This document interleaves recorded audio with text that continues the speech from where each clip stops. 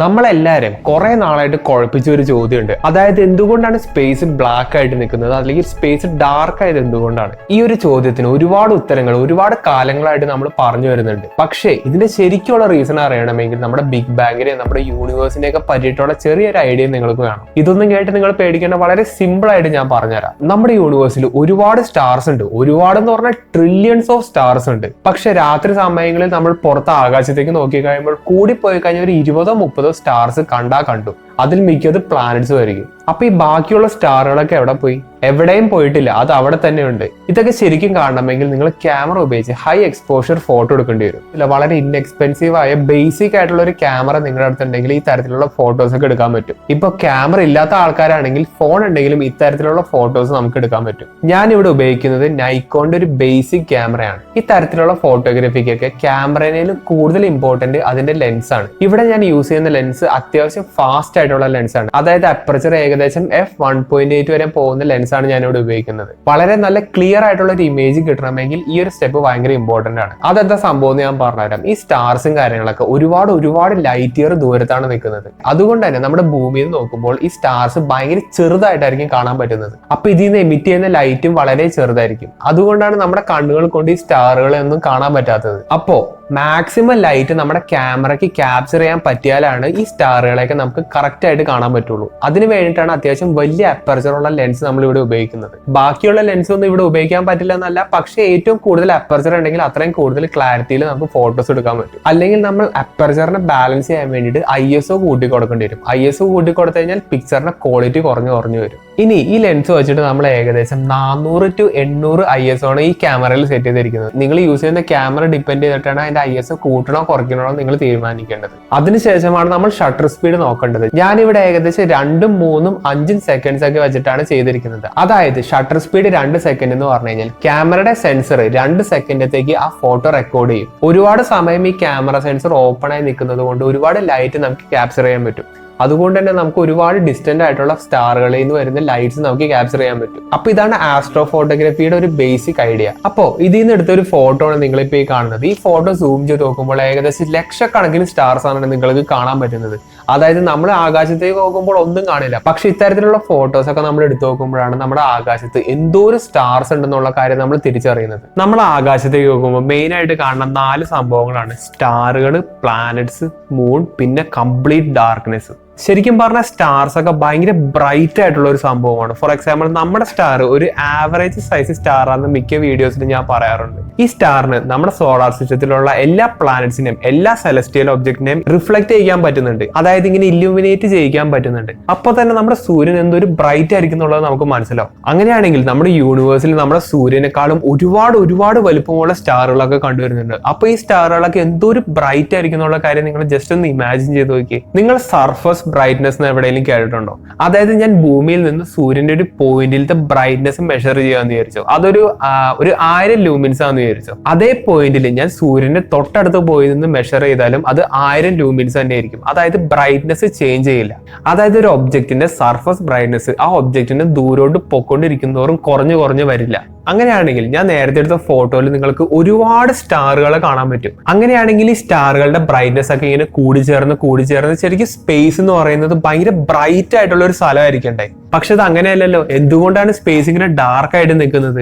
ഇതിനെ നോർമൽ ആയിട്ട് നമ്മൾ ചിന്തിക്കുകയാണെങ്കിൽ നമ്മൾ പറയും, ഒരു സംഭവത്തിനെ നമുക്ക് കാണണമെങ്കിൽ ആ സംഭവം ഒരു ലൈറ്റ് റിഫ്ലക്ട് ചെയ്തിട്ട് അത് നമ്മുടെ കണ്ണിലേക്ക് എത്തണം. അതായത് നിങ്ങൾക്ക് ഇപ്പൊ എന്റെ കൈ കാണാൻ പറ്റുന്നത് ഈ ലൈറ്റിൽ നിന്ന് ലൈറ്റ് റിഫ്ലക്ട് ചെയ്തിട്ട് ആ ക്യാമറയുടെ സെൻസറിൽ നിൽക്കുന്നത് കൊണ്ടാണ് നിങ്ങൾക്ക് എന്റെ കൈ കാണാൻ പറ്റുന്നത്. അതുപോലെ തന്നെ സൂര്യനിൽ നിന്ന് പ്രൊഡ്യൂസ് ചെയ്യുന്ന ലൈറ്റ് നമ്മുടെ ഭൂമിനെ റിഫ്ലക്ട് ചെയ്യുന്നത് കൊണ്ടാണ് നമുക്ക് സ്പേസിൽ നിന്ന് നോക്കിയാൽ നമ്മുടെ ഭൂമിനെ കാണാൻ പറ്റുന്നത്.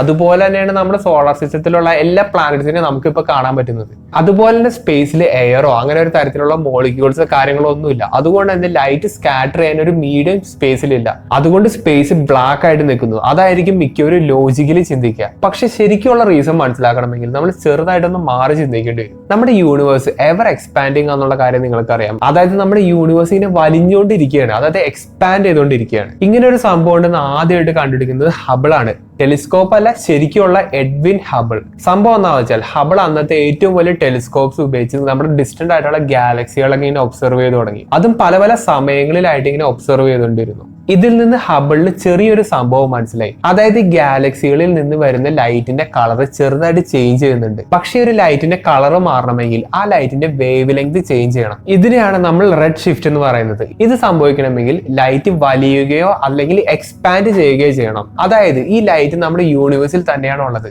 നമ്മുടെ യൂണിവേഴ്സ് ലൈറ്റിനേലും കൂടുതൽ സ്പീഡിൽ ഇങ്ങനെ എക്സ്പാൻഡ് ചെയ്തുകൊണ്ടേയിരിക്കുകയാണ്. അപ്പൊ നമ്മൾ ഭൂമിയിൽ നിന്നും ഈ ഡിസ്റ്റന്റ് ഗാലക്സിനെ ഒബ്സർവ് ചെയ്യുന്നത് കൊണ്ടും ആ ഗാലക്സിയിൽ നിന്ന് വരുന്ന ലൈറ്റും ഈ യൂണിവേഴ്സിന്റെ ഒപ്പം ഇങ്ങനെ എക്സ്പാൻഡ് ചെയ്യുന്നുണ്ട്. അപ്പോ ഈ ലൈറ്റും എക്സ്പാൻഡ് ചെയ്യുന്നത് കൊണ്ട് ഈ ലൈറ്റിന്റെ വേവ് ലെങ്ത് ഇങ്ങനെ കൂടി വരും. അതായത് വേവ് ലെങ്ത് ഇങ്ങനെ കൂടി വരും വലിയുന്നത് കൊണ്ട്. അങ്ങനെ ഈ വേവ് ലെങ്ത് കൂടി ഈ ലൈറ്റ് വിസിബിൾ സ്പെക്ട്രത്തിൽ നിന്ന് ഇൻഫ്രാറെഡ് സ്പെക്ട്രത്തിലോട്ട് പോകും. പക്ഷെ നമുക്ക് ഒരിക്കലും ഇൻഫ്രാറെഡ് ലൈറ്റ് കാണാൻ കഴിയില്ല. അത് നമ്മുടെ വിസിബിൾ സ്പെക്ട്രത്തിന് പുറത്താണ് നിൽക്കുന്നത്. അങ്ങനെ പറയുമ്പോൾ ചിലവർക്ക് ഈ വിസിബിൾ സ്പെക്ട്രം എന്ന് പറഞ്ഞാൽ എന്താന്നുള്ള ഒരു സംശയം ഉണ്ടോ? അതായത് ലൈറ്റ് പല തരത്തിലാണ് കണ്ടുവരുന്നത്. ഇൻഫ്രാറെഡ് ഉണ്ട്, UV ഉണ്ട്, വിസിബിൾ ലൈറ്റ് ഉണ്ട്.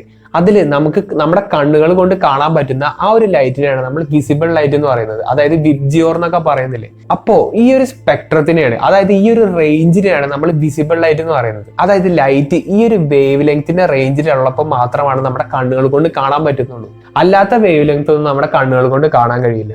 നിങ്ങൾക്ക് മനസ്സിലായില്ലെങ്കിൽ ഞാൻ ഒന്നുകൂടി പറഞ്ഞുതരാം. ഓക്കെ, നമ്മുടെ യൂണിവേഴ്സ് ഇങ്ങനെ എക്സ്പാൻഡ് ചെയ്തുകൊണ്ടിരിക്കുന്നുണ്ട്.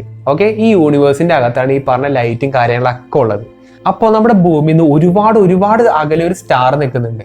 ആ സ്റ്റാർ നമ്മുടെ ഭൂമിയിലേക്ക് ലൈറ്റ് എമിറ്റ് ചെയ്യുന്നുണ്ട്. പക്ഷെ നമ്മുടെ യൂണിവേഴ്സ് ഇങ്ങനെ എക്സ്പാൻഡ് ചെയ്യുന്നുണ്ട്. അതുകൊണ്ട് തന്നെ ഈ സ്റ്റാറിൽ നിന്ന് എമിറ്റ് ചെയ്യുന്ന ലൈറ്റും ഇങ്ങനെ എക്സ്പാൻഡ് ചെയ്യുന്നുണ്ട്.